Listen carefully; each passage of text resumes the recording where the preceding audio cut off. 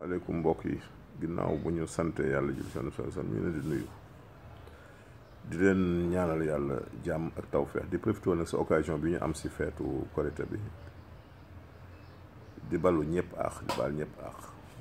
di ñaan yàlla dolliwaat bu baax dal ak jàmm si réew mi di woo nit ñi si dal ak jàmm di woo nit ñi si dal ak jàmm di wax ni Sénégal benn bopp la kenn mu ko xar ñaar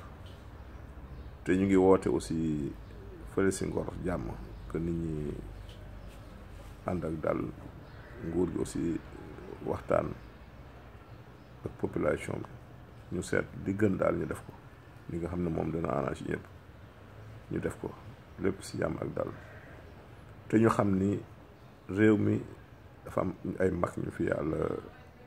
jaarale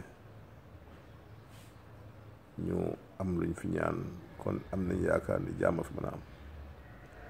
te it Sénégal benn bopp la kenn mënu ko xar ñaar kon daal ñu ngi wootaat dal ak jàmm seen lépp xaj kaf mën na am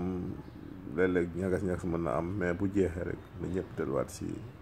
jàmm ak dal te xam ni ñëpp ay mbokk lañ kon ñu woon ñëpp quel que soit fi nit ki mën a bokk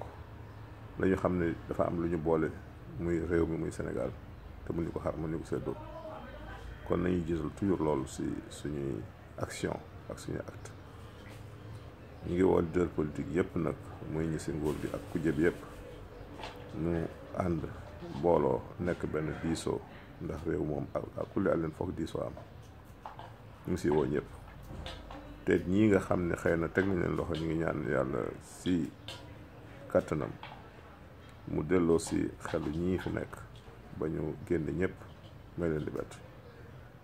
loolu daal ñu ngi koy ñaan di ko wasaare si Sénégal jërëjëf